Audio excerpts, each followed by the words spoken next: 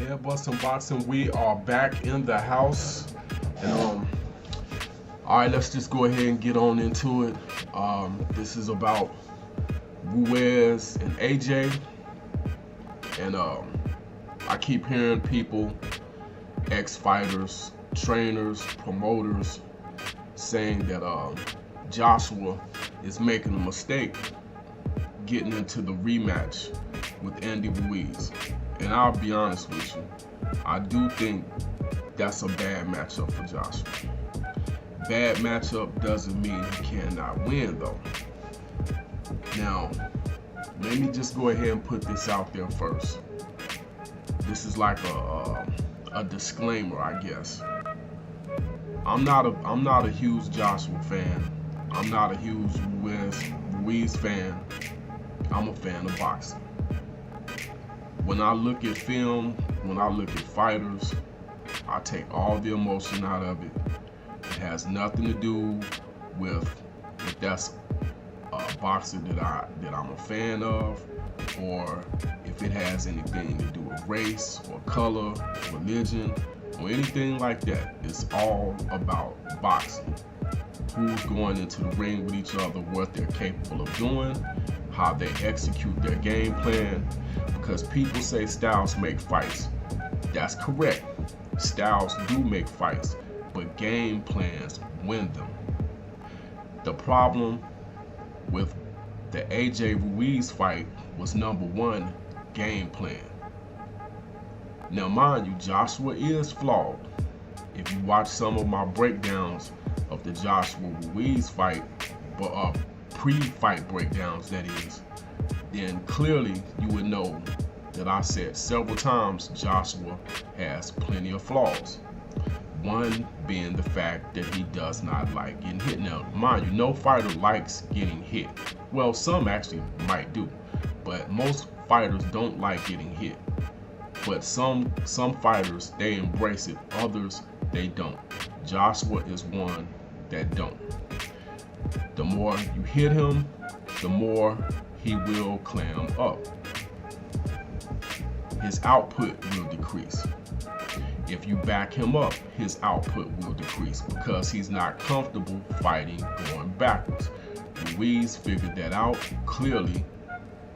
Plus, just based off of his style, he goes forward, forcing you to back up, forcing you to feel his pressure, even when he's not actually throwing punches. That was a problem for Joshua. Joshua jab should have been pumping. For Joshua to beat Ruiz, he's going to have to be able to throw a pretty good amount of punches. He's going to have to be able to let his hands go, and he's going to have to not worry about getting hit. Now, when I think about Joshua and Ruiz, it actually flashed me back to the early 90s. When I think of Joshua and Ruiz, I think of what, and this probably is going to sound absurd to most people, but I think it could wind up being a Holyfield-Riddick Bowe situation. Now, you might be like, hold up, Holyfield and Riddick Bowe? What are you talking about? And who would be Holyfield and who would be Riddick Bowe? Well, Holyfield fought Riddick Bowe and lost. He fought with heart, but he lost. And in the process, everybody said, you know, Bowe has his number. It's a bad matchup. He shouldn't fight Bowe again because he can't beat him. Well, that's exactly what Holyfield did. He fought him again and he beat him. Now, let me say this again. I'm not a big Joshua fan. I have no ties to Joshua. I'm not one that would root for him. This is strictly about boxing. I have no ties to Ruiz. Never really rooted for him. I mean, at the end of the day, I just want to see good fights. Joshua will have to bring different things to the table that he did not bring in the ring with him June 1st. First thing that he must do, he must come forward. You cannot allow Ruiz to back you up. If he does that, he will lose again, clearly. He's going to have to use his jab more. And not just to touch him, he's going to have to punish him with the jab. He did not do that on June 1st. Joshua did something that I thought was a little peculiar. It seems as if Joshua came into the fight thinking he was going to be able to counterpunch RUIZ. That was a big mistake. RUIZ already has the hand speed. So why would you try to time him? If anything, you're playing into his hands. Number one, you're backing up and you don't feel comfortable doing that. Then you're trying to counter somebody that has quicker hands than you, and you're not a counterpuncher. Not saying Joshua never ever counterpunched anybody, but that's not what he does. Joshua is at his best when he's coming forward and he's applying pressure, using his jab, number one, to control his opponent, and number two, as a finder, and number three, to set up the big punches. Joshua uses his jab for defense as well. If his jab isn't there, it's a lost cause, especially against a guy like RUIZ who's going to bring pressure. He has to use that jab to establish distance. If he can do that, he has a chance. He's also going to have to come into the fight knowing he's going to get hit. If he come in with the same mentality, he's going to lose. He's going to have to come in and know he's going to have to go to war. That's something Holyfield knew he was going to have to do when he got into the ring with Riddick Bowe. Now, the biggest issue or question mark, in my opinion, Joshua has is whether he has the heart. Now, some people will say, well, hold up. He showed heart against Vladimir Klitschko. Two different fighters, two different styles. Klitschko fought with a style that matched up well with Joshua, because at the end of the day, both men wanted to jab and eat off of what they could produce with the jab. That's not really what RUIZ does. He does use his jab, but his thing is he's trying to get inside on you. Klitschko will lay off of you and just use his jab to keep you at bay and set up the right hand, the straight right. So two different styles, two totally different styles. Now, in my opinion, something else Joshua needs to do, he's going to have to go to the body. If he goes to RUIZ's body, he will be able to slow down his work rate, possibly even tire him out. If you feel like you have stamina issues, then you need to be causing the other guy to have stamina issues. And the best way to do that is to get to his body in some form or fashion. Now, the problem with that is when you decide to go to RUIZ's body, he's the shorter guy, you're kind of putting your head down in the area where he's easier to be able to hit you at. So he's going to have to figure out a way to get to RUIZ's body. So, I mean, this is really ABC type stuff. He's going to have to figure out how to make his jab more of a bigger weapon in the fight. He's going to have to figure out how to get to RUIZ's body. He's going to have to work on his conditions, on his conditioning. Like I said, that's ABC. If I was a trainer, those would be the first things I would apply to any fighter, no matter what style you're going in there against. If you can use your jab, get to the other person's body, and come in maximum condition, then you have a very good chance of winning. Now, what else can Joshua do that he did not do on June 1st? Well, this is rather simple. Fight your height. He did not do that against RUIZ. Joshua was crouching down, bending over, putting himself in a lower position, bringing himself down to RUIZ's height. Something I remember about Lennox Lewis when I used to watch him when I was younger, of course. Lewis always fought his height. Now, he might crouch down, But that was just to give you a target and just to stand back up and counterpunch. You try to get you to lean in on him. But he's not Lennox Lewis. He doesn't have the reflexes of Lennox Lewis. Lennox Lewis could counterpunch. He could actually fight going backwards or forward. Joshua cannot do that. So forget the Lennox Lewis comparisons. He fights more like a Vladimir Klitschko.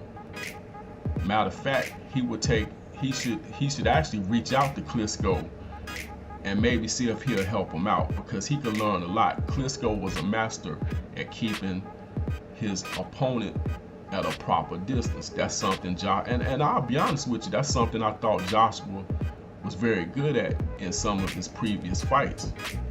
But like I said, Andy Ruiz is a different animal. So he's going to have to be prepared to go in with this different animal. Something else that he's going to have to do is tie RUIZ up when he gets inside. If you can't fight inside with a guy, then the best thing to do is grab him. Joshua doesn't block comfortably. In other words, you have some fighters that even when they're being compromised on the inside, they're comfortable enough to block and step out on the side. Joshua's footwork isn't that good. So if you can't maneuver your way out, blocking and then stepping, going out the side door, then you gotta just grab him. Don't let him just tee off, and you can't just curl up or ball up. It was times in the fight where RUIZ jumped on him. It looked like Joshua wanted to just fall on the ground and try to kick him, almost like a girl. So he's going to have to man up. But a simple way of solving that is when RUIZ get on the inside, grab him. Like if I was Joshua, I would go study Vladimir Klitschko, or I would bring Vladimir Klitschko in to possibly help me game plan for RUIZ. But once again, I really believe this situation could be a Holyfield-Bowe situation, but kind of flipped on the other way around. In this occasion, Joshua would be Holyfield. Now clearly, Joshua's not the smaller man like Evander Holyfield was. In fact, he was closer to Riddick Bowe size than he would be Evander Holyfield. But Joshua, like Holyfield, went into the fight as the champion.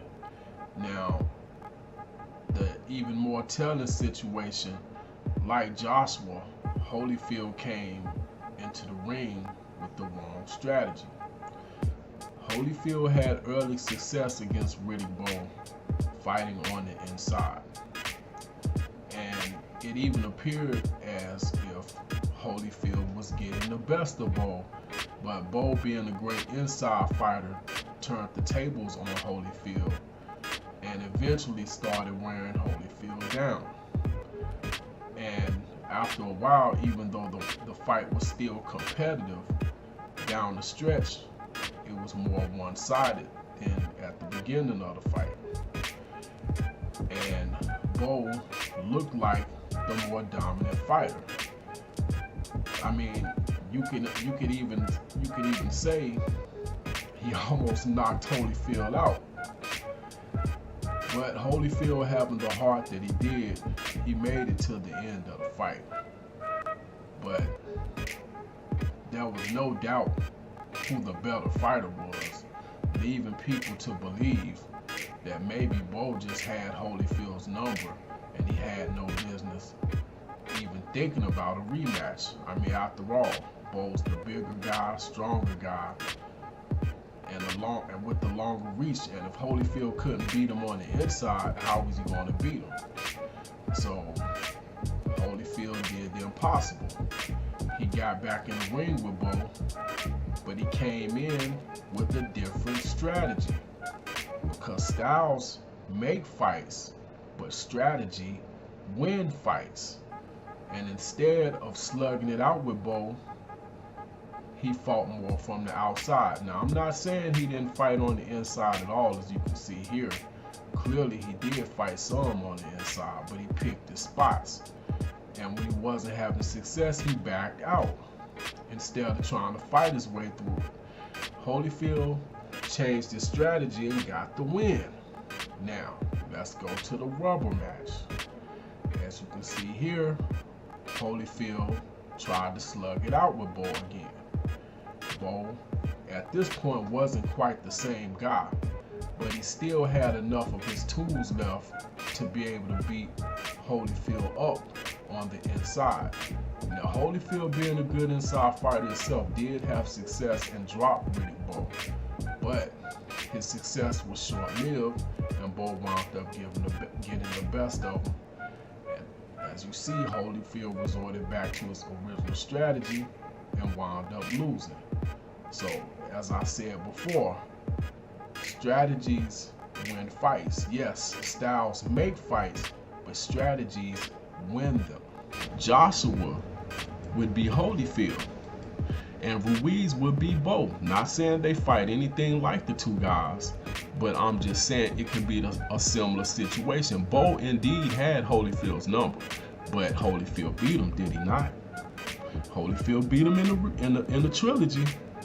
Bo beat Holyfield in the trilogy 2-1, but Holyfield still was able to get a win over him. And I do believe Ruiz is a bad matchup for Joshua, but I also believe Joshua is capable of beating him. Like I said before, styles make fights, but game plans win them. And if Joshua come in with the right game plan, he is very capable of coming out with the win. I'm not saying he will, but can pull off the win against Ruiz. And if you doubt what I'm saying, just go back and look at the third round and how all of it jumped off. Joshua struck first blow. He had him hurt. All he had to do was be patient, and he might have been able to take him out. Just think about that before you start attacking what I said in the comment section. But anyway, let me know what you think. This is Head Bustin' Boxing. Fight Doctor. I am out.